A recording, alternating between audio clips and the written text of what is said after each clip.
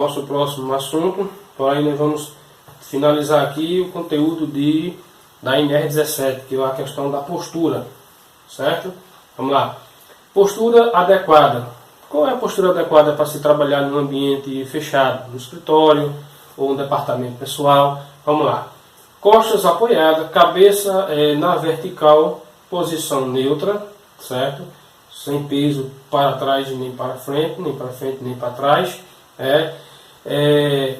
Monitor vertical com altura e distância correta, punhos e antebraços apoiados, ok?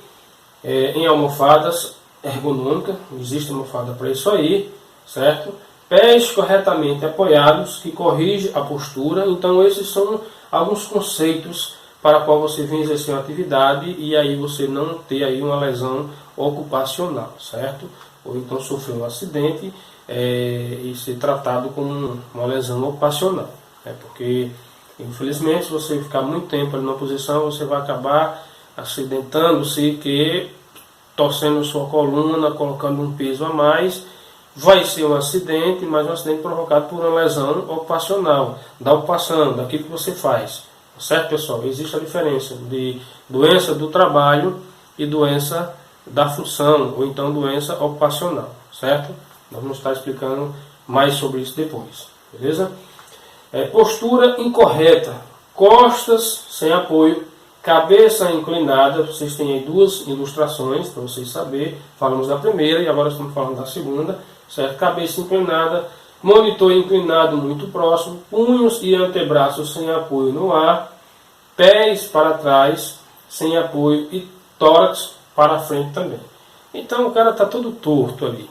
Então um dia de trabalho normal, 2, 3, 4, 1 ano, 2 anos, 10 anos, você vai sofrer as consequências depois, certo?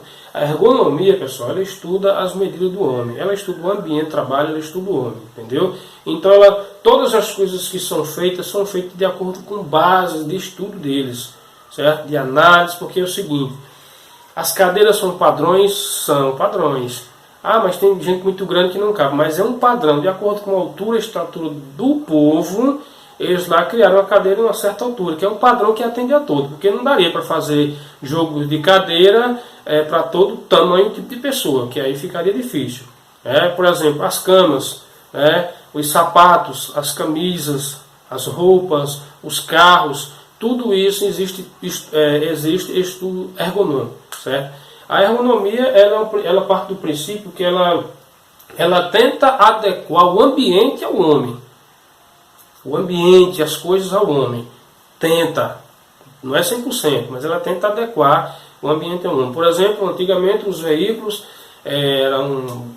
tem uns que chamam FMB, não sei, acho que é mais isso aí, FMB acho que é. Eram os caminhões que faziam transporte. E eles tinham os volantes duríssimos, que hoje ainda tem alguns carros que tem os volantes, os pedais também duríssimos.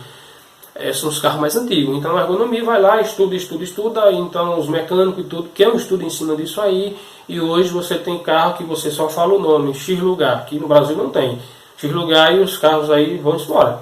Entendeu? Você chega no estacionamento, aciona o controle lá e o carro vem até o seu encontro. Então, tudo isso é ergonomia. Facilitando o meio ambiente de trabalho para desenvolver, para o bom viver também do ser humano, do homem, no modo geral. Ok, pessoal? E nós vamos estar entrando agora no conteúdo, no próximo conteúdo, que é sobre EPI, que está relacionado aí à NR6. Ok, pessoal? Vamos lá? Nós vamos falar sobre o treinamento, a higienização. Aqui tem algumas ilustrações de capacete, protetor facial, óculos, vestimentas, calçado de segurança, luva, proteção respiratória, certo?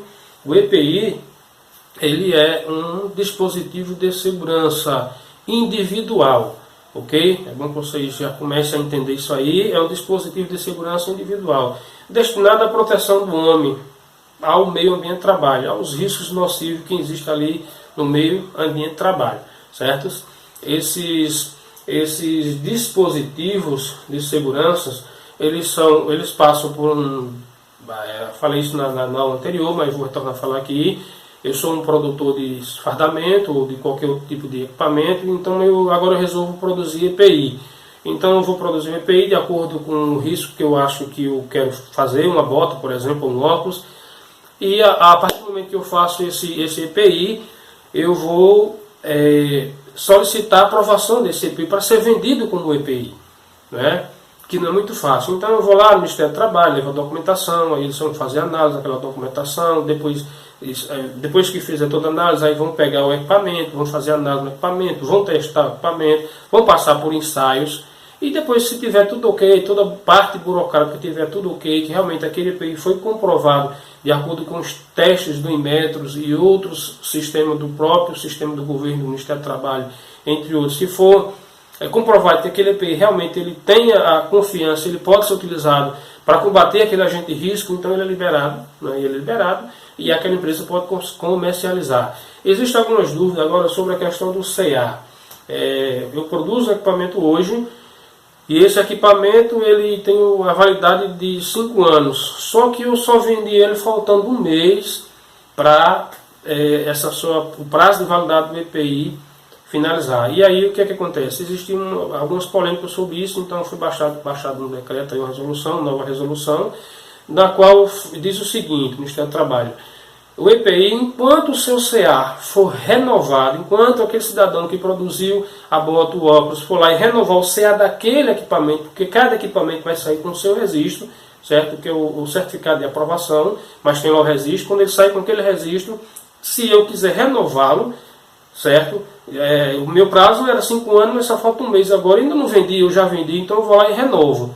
Então vai ter lá uma observação no seu equipamento, quando você lá colocar o CA, vai estar lá uma observação que foi um equipamento que já foi revisado, digamos assim, que existe uma resolução lá, está lá, quando você coloca lá, está lá, prazo vencido, porém, uma observação que o EPI ainda está válido porque foi renovado o CA. Beleza. Agora outra dúvida, mas se esse EPI ele foi vendido logo no início, quando você entrou na empresa, o fabricante fez, ele vendeu lá logo no início e já chegou o prazo de validade dele. Porém, a empresa ela tem esses equipamentos que pouco foram usados, então ele ainda visivelmente está novo, porém está com seu prazo vencido. Se o CA lá for renovado, aquele cinto ainda está válido. Mas se esse cinto foi utilizado frequentemente, nem venceu o prazo de validade dele, aí é onde entra a ação do técnico de segurança, do pessoal envolvido na segurança, de fazer uma análise visual. A partir do momento que você faz uma análise visual, você vai etiquetar esse equipamento e vai fazer um checklist a cada tempo que você determinar, no máximo a cada mês, 3 meses por aí. No mínimo um mês, a cada 3 meses você vai avaliar ele. Mesmo que ele já esteja estendido o prazo, já acabou o prazo de validade, e aí você acaba o prazo de validade, porém você agora o próprio técnico de segurança ou então o pessoal envolvido, vai começar a monitorar aquele equipamento ali. Ok? Quando está no prazo de validade, existe aquela questão da tranquilidade. Não, ainda está novo, isso não vamos. Mas quando esse equipamento passa-se a sofrer um desgaste natural de uso, ok? Então aí começa-se a ter uma preocupação. Mesmo estando dentro do prazo de validade, tem que ter acompanhamento. Se aquele cinto realmente não servir mais, ou aquele equipamento não servir para a atividade, então você vai ter que tirar ele de circulação, né? Convencer o chefe que tem que retrocar. Essa é a situação, aliás, trocar por outro, né? E mesmo que ele seja revalidado e o cinto está danificado, vai ser tirado. Se ele ainda tem condições de uso, vai ser monitorado. Ok, pessoal? É isso aí. Então vamos aqui adentrar na aula de EPI, vamos dar sequência aqui ao conteúdo. Tudo bem?